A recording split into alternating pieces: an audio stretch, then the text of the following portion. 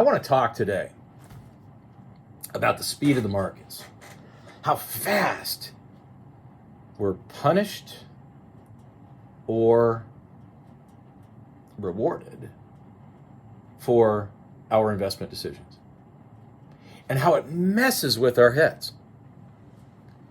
It really screws us up. Now, I know there's a lot of people out there, most people, as a matter of fact, have that kind of that gambling bug, right?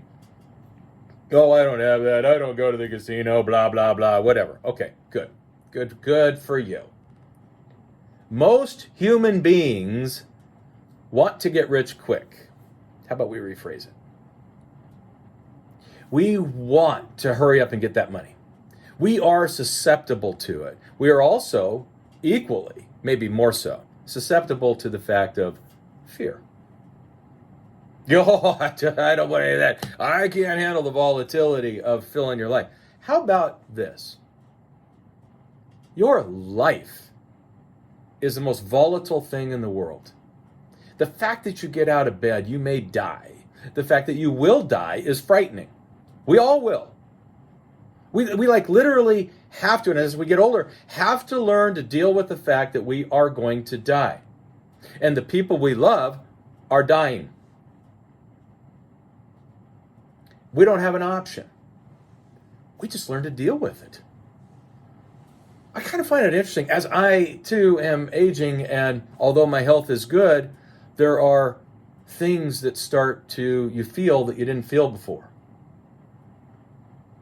And there could be things that are growing. And a lot of people I love have passed.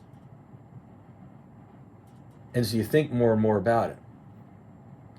We just learn to deal with it. It's like when I grew up, we learned to just simply understand and deal with the fact that the Soviet Union and us had warheads pointed at each other, and really probably the desk that we had special thermonuclear things on at our schools wasn't really going to work, even though we were doing nuclear war drills. Put your head under your desk. That'll work. We just learned to live with it. It wasn't something we went around going, man, I don't know. I don't know how to deal with this. People dealt with it. We just did. We're not a whole bunch of John Waynes out there, or tough guys, nothing like that. It was just, society was different. We weren't snowflakes. Stuff happened.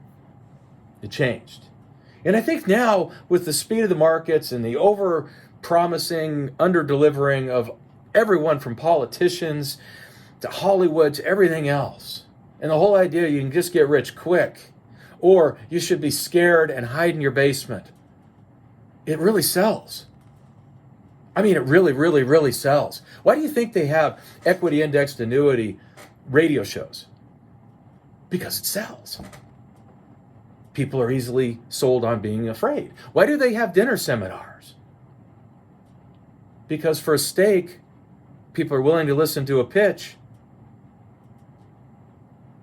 about fear. Because I don't know what's going on in the world.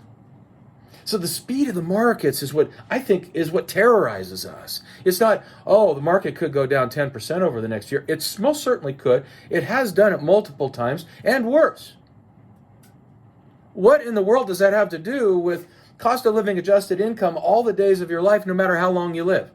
Well, actually, zero. But everybody tells me I need to be focused on now. Not the next 30 years. No, now. And I need to be scared. Why? Why would people scare you? Well, you already know the answer. So that they will make irrational investment decisions with them that pay very high commissions. It's a very profitable business to scare people. It's easy to do. If you want, you can call it low-hanging fruit.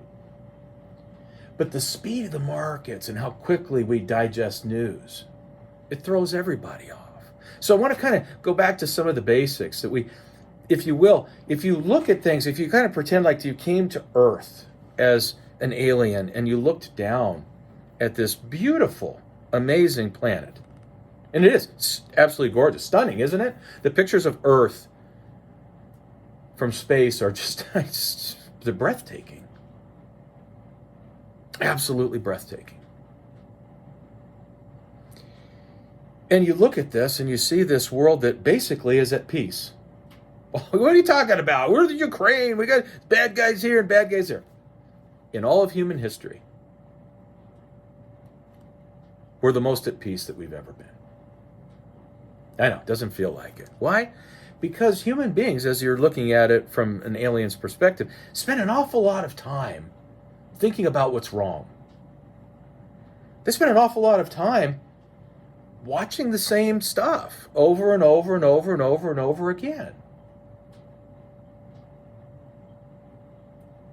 They spend a lot of time trying to figure out what's going to go wrong next instead of living. And if we think about it from a perspective of the markets, see, stocks have been around for 200 years. More than 200 years. And we think about the basics of it. We say, oh, well, I'm really worried now, so I'm going to go into gold. Okay, well, that's fine. There have been really brief periods where gold's done better. What about bonds and stocks? And we take this over a 200-year period. And I know you don't live for 200 years, but in a way you do, because putting your investments in place to have cost of living adjusted income all the days of your life, no matter how long you live, is a long-term thought process. It's not short. It's not a trading mentality. And if you had put $10,000 into gold, are you ready? Drum roll, please. Oh, my goodness gracious. You'd have $26,000 200 years later. $26,000. Now, bonds, which are really getting hammered right now because we got, time out. We already covered all the bad stuff, but come on. Inflation, it's out of control. We got an inverted yield curve right now. What's the matter with you? Bonds. And we've had a couple of inflationary upsets in the last 200 years. Just a couple, right? $8 million. So you can go into gold because you're afraid and it earns nothing. So nothing that it's $26,000 200 years later. Or you can go into bonds, which are really, they're barely ahead of inflation or equal inflation over the years. 8 million. Not bad. Big difference there. Big difference. How about 5.6 billion for a one-time $10,000 investment in stocks? That's the long term. What about the last 25 years? Not so long, but that's long, and by golly, that's only 24 years and 11 months long term compared to how most people think. I want to know what's happening this month, now, right? I don't care about the next 25 years. Yes, we do. That's the trajectory of human existence, the trajectory of technological development. That's why longer term matters. But let's just say it's 25 years. What's 10%? Actually the same as 200 years. It's weird if it's like 32 years, because why not 32? How about 34? How about 38? It's 10. 46, 10. How about the last 50 years? 10. It's 10. It's a gravitational pull to 10 over long periods of time. But we don't want to know that. We don't want to focus on that. We want to focus on the big up and downs and knowing what we can't know. So we say, oh, yeah, but really, this is so different now. The speed of the markets and everything, and like a boom, you lose 500 points, you lose 1,000 points. Remember what happened in 2008? I do. I was there. It was weird. I was there. And it was really a hard time. Because it really was unprecedented in many ways. So was the market crash in 87. So was the inflation in 1970s and early 80s. Unprecedented high interest rates. We dealt with it.